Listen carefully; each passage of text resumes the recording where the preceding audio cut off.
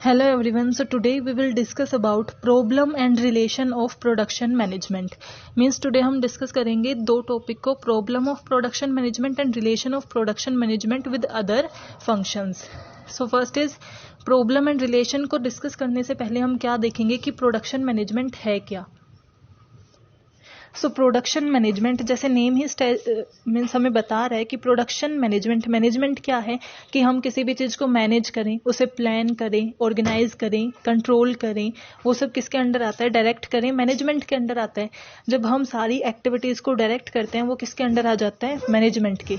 लेकिन production management में क्या होगा कि जब हम प्रोडक्शन एक्टिविटीज़ को मैनेज करते हैं, दैट इज़ प्रोडक्शन मैनेजमेंट. अब प्रोडक्शन क्या होता है? इनपुट से आउटपुट में कन्वर्ट करना. यानी कि हमने क्या किया, इनपुट हम लेते हैं, इनपुट हमने लिया, ये क्या है? इनपुट. और इसको हमने आउटपुट में कन्वर्ट करना होता है. सो ये हमारा क्या होता है? प्रोडक्शन होता है. बीच में क्या आती है हमारी? प्रोसेसिंग. सो प्रोडक्शन मैनेजमेंट क्या है कि जब हम इनपुट से आउटपुट में कन्वर्ट करते हैं, कैसे? बीच में क्या होती है हमारी? प्रोसेसिंग होती है. सो इन सारी एक्टिविटीज़ को जब हम परफॉर्म करते हैं, उन्हें मैनेज करना, उन्हें कंट्रोल करना, प्लान करना किसके अंडर आता है? प्रोडक्शन मैनेजमेंट के under. First is relation with other functional areas, कि जो हमारी प्रोडक्शन मैनेजमेंट है वो अदर फंक्शन से कैसे रिलेट करती है. एक ऑर्गेनाइजेशन है, उसमें प्रोडक्शन मैनेजमेंट है. अब कोई भी ऑर्गेनाइजेशन है वो कोई ना कोई प्रोडक्ट, कोई ना कोई सर्विसेज तो बना ही रही होगी जो वो कस्टमर को सर्व करती है, जिससे उन्हें प्रोडक्ट होता है, हमारा प्रॉफिट होता है. सो उनका अदर फंक्शनल एरिया, कि कोई भी एक ऑर्गेनाइजेशन है उसमें ऐसा तो है नहीं कि सिर्फ प्रोडक्शन डिपार्टमेंट है, और भी डिपार्टमेंट होते हैं, जैसे फाइनेंस डिपार्टमेंट है, मार्केटिंग डिपार्टमेंट है, एचआर डिपार्टमेंट है, डिज़ाइन डिपार्टमेंट है, इंफॉर्मेशन डिपार्टमेंट है.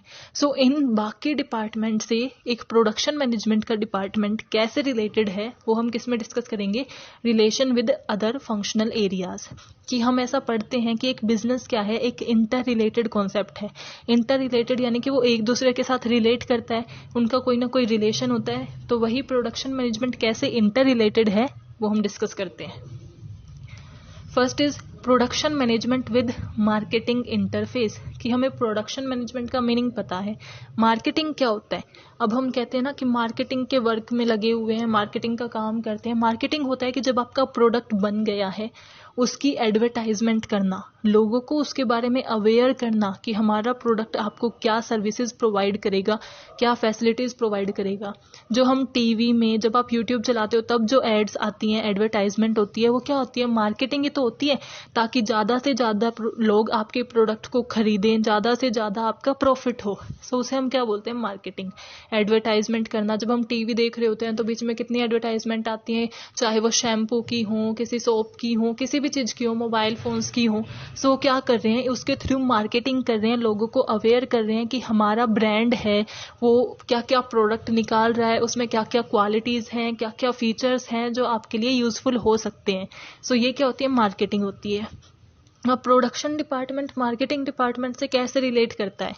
अगर प्रोडक्शन डिपार्टमेंट प्रोडक्ट को प्रोड्यूस कर रहा है तो मार्केटिंग डिपार्टमेंट तभी तो उसकी मार्केटिंग या एडवर्टाइजमेंट कर रहा है. अगर हमारे पास कोई प्रोडक्ट ही नहीं है तो हम मार्केटिंग किसकी करेंगे? अगर हम मान लो बिस्किट बनाते हैं, अगर हमारे पास बिस्किट बना ही नहीं तो मार्केटिंग करने के फ़ायदे क्या?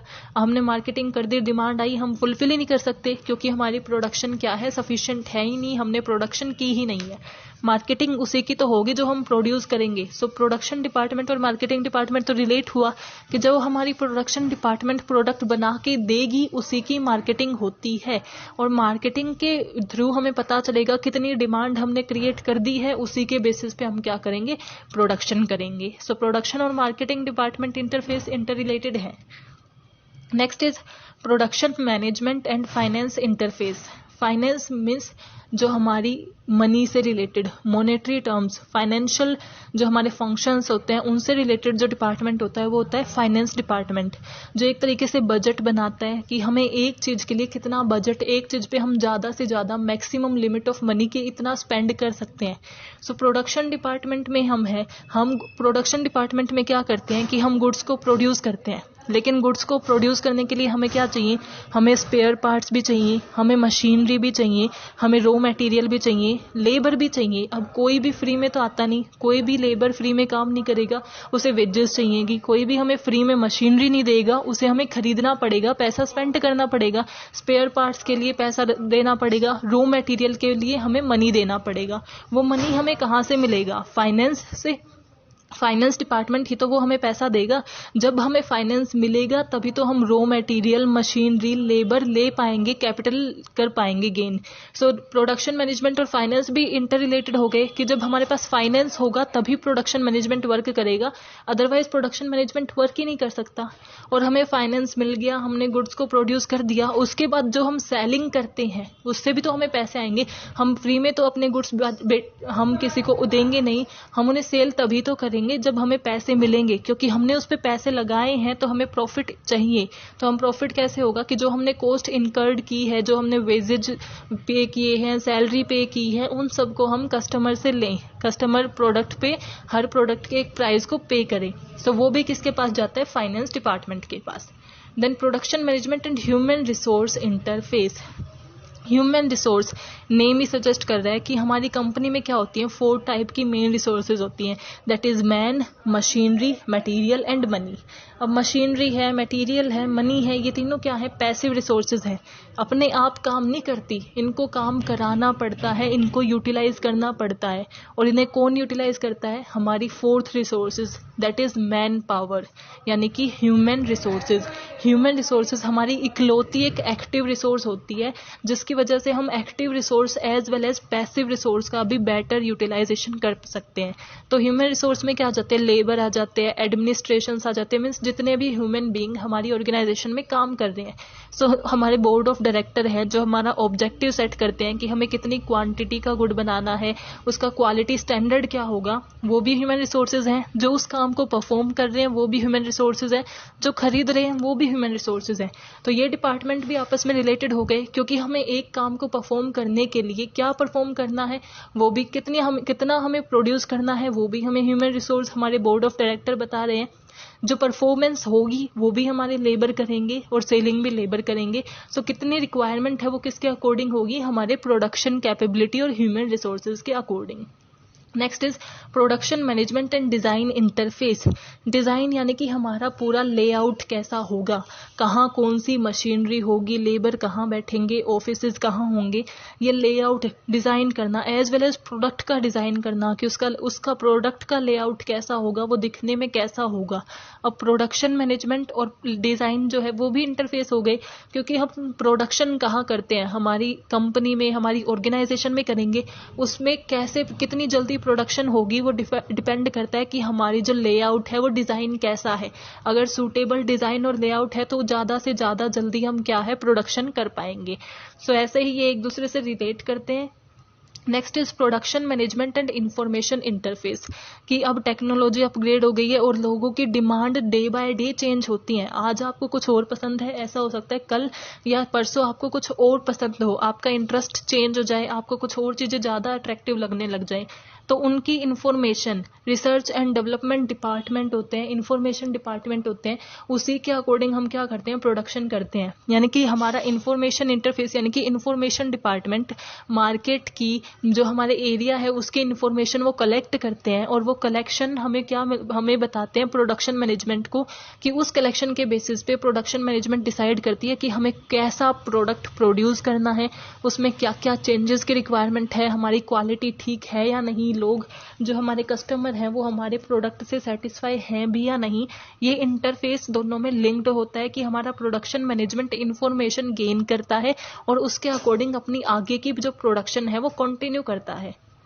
इन्फॉर्मेशन मिलती है तभी तो हम अपनी कंपिटिटिव एज बनाए रखते हैं, मीन्स कंपिटिटर के रिगार्डिंग इन्फॉर्मेशन, सप्लायर के रिगार्डिंग, मार्केट में क्या नया आया है, किसकी वैल्यू घट गई है, किसकी वैल्यू बढ़ गई है, ये सारी इन्फॉर्मेशन हमारे लिए इंपॉर्टेंट होती है।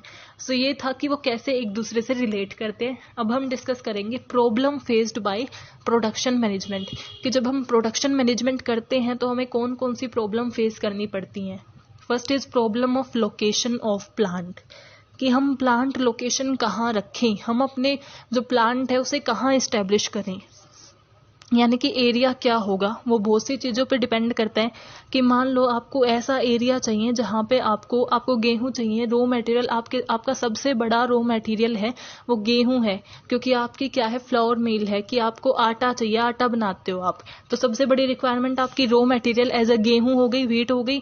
सो वो क्या है, आप ऐसी जगह लोकेट करना चाहते हो जहाँ पे सबसे ज़्यादा गेहूं है, लेकिन वो ज़्यादातर कैसे होते हैं, रूरल एरिया मिलेंगे, जहाँ पे नेटवर्क की फैसिलिटी उतनी अच्छी नहीं होती, ट्रांसपोर्टेशन फैसिलिटी यानी कि रोड जो है वो अच्छे नहीं होते, क्लीन नहीं होते, या फिर उबड़ खाबड़ होते हैं। तो वो क्या है, आपको उतनी एफिशिएंसी प्रोवाइड नहीं करते। तो हम लोकेशन किस बेसिस पे डिसाइड करते हैं कि जहाँ पे हमारा रो मटेरियल इजीली अवेलेबल हो जाए, ट्रांसपोर्टेशन फैसिलिटी अच्छी हो, नेटवर्क फैसिलिटी अच्छी हो, वहाँ का क्लाइमेट ठीक हो। ऐसा नहीं है कि वहाँ रोज बारिश होती रहती है, वहाँ इतनी ठंड है कि हमारा टेम्परेचर जो हमें चाहिए वैसा है ही नहीं। हमारा प्रोडक्ट जो है अगर पेरिशेबल है, यानी कि ऐसे नेचर का है जो जल्दी खराब हो जाता है, तो हमारा प्रोडक्ट उस क्लाइमेट में खराब हो जाएगा, उस टेम्परेचर में खराब हो जाएगा। वहाँ कौन कौन सी फैसिलिटीज इजीली अवेलेबल हैं, वहाँ पे हमें टेक्नोलॉजी कितनी अवेलेबल है, यानी कि अगर हमें अपने कस्टमर से जुड़े रहना है तो टेक्नोलॉजी अच्छी होनी चाहिए। वहाँ पे टेक्नोलॉजी कैसी अवेलेबल है, हमें लेबर कितने इजीली अवेलेबल होंगे, क्योंकि हमने अभी डिस्कस किया कि एक्टिव रिसोर्स कौन सी है हमारी, ह्यूमन रिसोर्स। तो ह्यूमन रिसोर्स तो हमें चाहिए ही चाहिए, तो कितने ईजिली हमें लेबर अवेलेबल होंगे, ये सारी चीज़ें डिसाइड करके हमें एक बेस्ट प्लांट लोकेशन डिसाइड करनी होती है। और एज हमने देखा कि कितने फैक्टर्स होते हैं जिसके अकॉर्डिंग हम क्या करते हैं, प्लांट लोकेशन डिसाइड करते हैं। सो वो इतना इजी नहीं होता कि हम एक अच्छी प्लांट लोकेशन डिसाइड कर पाए, क्योंकि कहीं पे कोई फैक्टर अच्छा होता है, कहीं पे कोई और फैक्टर अच्छा होता है। अगर कहीं रॉ मटेरियल इजी अवेलेबल है तो वहाँ टेक्नोलॉजी अच्छी नहीं है, जहाँ टेक्नोलॉजी अच्छी नहीं है वहाँ पे, जहाँ टेक्नोलॉजी हमें अच्छी मिल रही है वहाँ पे लेबर इजीली नहीं मिल रहे। सो ये सब क्या है, इतनी प्रॉब्लम को फेस करके हमें डिसाइड करना होता है कि कहाँ पे प्रॉब्लम आती है लोकेशन में। Then problem of plant layout. Plant layout की हमें लोकेशन पता चल गई, लेकिन वहाँ पे लेआउट कैसा लगाना है, यानी कि हमारा स्ट्रक्चर क्या होगा प्लांट का, जो बिल्डिंग जो हमारी कंपनी इस्टेब्लिश करने वाले हैं, ऑर्गेनाइजेशन इस्टेब्लिश करने वाले हैं, उसकी लेआउट क्या होगी, उसका स्ट्रक्चर क्या होगा। ये भी एक प्रॉब्लम होती है, क्योंकि अगर आप एक प्रोडक्ट बना रहे हो तो फिर भी आप थोड़ा ईजिली स्ट्रक्चर बना सकते हो कि कहाँ पे, यहाँ पे मशीनरी होंगी, यहाँ पे लेबर वर्क करेंगे, यहाँ फिर एडमिनिस्ट्रेशन ऑफिस होगा। लेकिन आप नंबर ऑफ प्रोडक्ट और वैरायटी ऑफ प्रोडक्ट बना रहे हो तो मशीनरी क्या करेंगी, एक दूसरे को कट करेंगी, क्योंकि कहाँ दोनों की मशीनरी, जैसे एक मशीनरी है, मान लो जो पैकेजिंग की मशीन है, ऐसा तो है नहीं कि हर प्रोडक्ट के लिए आप अलग अलग पैकेजिंग मशीन लाओगे। 10 अगर आप प्रोडक्ट बना रहे हो तो आप 10 पैकेजिंग मशीन लगाओगे, तो ऐसा है कि आप ज़्यादा पैसे खर्च कर रहे हो। एक पैकेजिंग मशीन से भी तो काम चल सकता है, यानी कि एक पैकेजिंग मशीन 10 के 10 प्रोडक्ट में यूज़ होगी, यानी कि वो क्या करेगी, ऐसे कनेक्टेड होंगी कि वो मशीन के पास सारे प्रोडक्ट पहुँच सके। तो उससे क्या होगा, कॉम्प्लेक्सिटी बढ़ जाती है। तो हमें प्लांट लेआउट, एक बेस्ट प्लांट लेआउट सेलेक्ट करना होता है जो कम से कम कॉस्ट दे, कॉम्प्लेक्सिटी कम हो जिसमें, और सिंप्लीफिकेशन ज़्यादा हो। सो ये भी एक इम्पोर्टेंट डिसीजन है, लेकिन जो बहुत सी प्रॉब्लम कंसिस्ट करता है। प्रॉब्लम ऑफ प्रोडक्ट डिज़ाइनिंग, कि प्रोडक्ट डिज़ाइनिंग की प्रॉब्लम भी बड़ी प्रॉब्लम है, क्योंकि प्रोडक्ट डिज़ाइनिंग मीन्स हम उसका लेआउट कैसा रख रहे हैं, हमारे प्रोडक्ट का स्ट्रक्चर कैसा है, उसकी पैकेजिंग कैसी है, उसकी लेबलिंग कैसी है। अब आज के टाइम पे अगर आप देखो, जो ऐसे आप कार्टून जिन पे बने होते हैं, जिनकी पैकेजिंग पे कार्टून बने होते हैं, वो बहुत अट्रैक्ट करते हैं बच्चों को स्पेशली। सो क्या है कि हम डे बाय डे बच्चों के भी मीन्स न्यू कार्टून आते, न्यू टेक्नोलॉजी आती, तो जो जो उनका इंटरेस्ट बनता जाता है उसके अकॉर्डिंग हमें चेंज करता रहना पड़ता है। सो प्रोडक्ट डिज़ाइनिंग भी इतना इजी टास्क नहीं है। अगर हमने सिंपल पैकेजिंग कर दी, सिंपल स्ट्रक्चर रख दिया, तो वो अट्रैक्टिव नहीं होगा। इवन हमारा प्रोडक्ट बेस्ट क्वालिटी का है, लेकिन अगर वो अट्रैक्टिव नहीं है तो ऑब्वियसली उसकी सेल्स पे अफेक्ट पड़ता है, जो हमारी प्रॉफिटेबिलिटी पे इम्पैक्ट डालेगा। सो हमें ऐसा प्रोडक्ट डिज़ाइन करना चाहिए जो हमारे लिए बेस्ट यूटिलाइजेशन लेके आ सके। सो उसमें भी हमें प्रॉब्लम आती है, क्योंकि हमें डे बाय डे इंफॉर्मेशन लेनी पड़ती है और हमें बेस्ट एक निकालना पड़ता है कि ये सबसे ज़्यादा अट्रैक्टिव होगा। Then problem of inventory and production control. Inventory में क्या क्या इंक्लूड हम करते हैं, raw material, semi finished goods, finished goods, ये सब किसके अंडर आते हैं, इन्वेंट्री के अंदर। और प्रोडक्शन, यानी कि जब इनको हम प्रोसेस कर रहे होते हैं तो वो क्या होती है, हमारी प्रोडक्शन होती है। दोनों को कंट्रोल करने का क्या मतलब है, कि उन्हें इस तरीके से मैनेज करना, उनकी इतनी क्वांटिटी बनाए रखना कि जिसमें कॉस्ट कम से कम आए और प्रॉफिट ज़्यादा से ज़्यादा हो और हम कस्टमर को सेटिस्फाई कर सकें। सो उसे इस तरीके से मैनेज करना भी एक प्रॉब्लम होती है, क्योंकि हर ऑर्गेनाइजेशन इतना ईजिली इसे फेस नहीं कर सकती, इसे कंट्रोल नहीं कर सकती। ये एक सबसे बड़ी प्रॉब्लम है जो हर ऑर्गेनाइजेशन फेस करती है कि वो इन्वेंट्री और प्रोडक्शन को कैसे कंट्रोल करे। Then problem of quality control. Quality हमने देखा था कि क्वालिटी मैटर्स अलॉट, कि क्वांटिटी मैटर करे ना करे, क्वालिटी बहुत मैटर करती है। हमने एग्जाम्पल भी लिया था कि हम किस चीज़ को प्रेफर करते हैं। अगर आप किसी शॉप पे जाते हो, आप कोई कपड़े लेने जाते हो, कोई क्लोथ्स लेते हो, तो आप क्या देखते हो कि एक 500 का है, एक 700 का है। लेकिन जो 700 की जीन्स आप ले रहे हो उसकी क्वालिटी बहुत अच्छी है 500 वाली से, या फिर 500 वाली की क्वालिटी थोड़ी चीप है, तो आप यही सोचोगे कि 200 रुपये एक्स्ट्रा खर्च करूंगी लेकिन मेरे को अच्छी क्वालिटी मिलेगी और वो ज़्यादा टाइम तक चलेगी। सो हम क्या सोचते हैं कि जो क्वालिटी है वो मैटर्स करती है हमारे लिए। अगर हमारी क्वालिटी अच्छी होगी तो हमारे प्रोडक्ट की सेल्स भी अच्छी होगी, हमारा प्रमोशन भी अच्छा होगा। लेकिन क्वालिटी मेंटेन करना एक प्रॉब्लम है। जो हमारा स्टैंडर्ड होता है क्वालिटी का, वो मेंटेन इतना इजीली नहीं किया जा सकता। प्रॉब्लम ऑफ लेबर कंट्रोल, कि लेबर क्या है, जैसे एक ह्यूमन बीइंग अगर आप देखो तो वो कभी भी अपने आप से सेटिस्फाई नहीं होता, उन्हें कभी हर बार कोई ना कोई इम्प्रूवमेंट चाहिए। ऐसे ही जो लेबर हैं उन्हें भी जितनी वेजेस उन्हें मिलती है वो सोचते हैं थोड़ी और वेजेस मिले। जैसा वर्किंग एनवायरनमेंट मिलता है उन्हें और बेटर वर्किंग एनवायरनमेंट चाहिए होता है। सो ये सब क्या है, लेबर को कंट्रोल करना, क्योंकि लेबर टर्नओवर हमेशा एक ऑर्गेनाइजेशन को एडवर्सली अफेक्ट करता है। कि लेबर जल्दी जल्दी छोड़ के जा रहे हैं तो वो क्या करेगा, एडवर्सली अफेक्ट ऑब्वियसली करेगा। अगर लेबर छोड़ के जा रहे हैं तो हमारी प्रोडक्टिविटी डिक्रीज होगी, प्रोडक्टिविटी डिक्रीज होगी तो सप्लाई डिक्रीज होगी और प्रॉफिटेबिलिटी डिक्रीज हो जाएगी। सो हमारे लेबर को कंट्रोल करना भी एक बिगेस्ट प्रॉब्लम है। So I hope you are clear with today's topic, and if you have any query please mention in comment section. I will definitely make a short video on that. Keep supporting. Thank you guys.